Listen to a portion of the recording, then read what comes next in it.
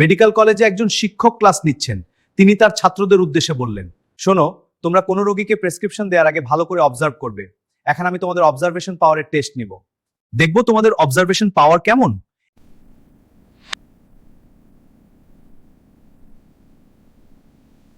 এখানে urine sample আছে। এটি ভালোভাবে অবজার্ভ করতে হলে এর স্বাদ, গন্ধ সব টেস্ট করে দেখতে হবে।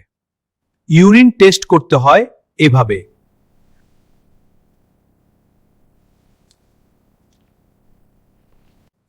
এখন তোমরা একে একে টেস্ট করো।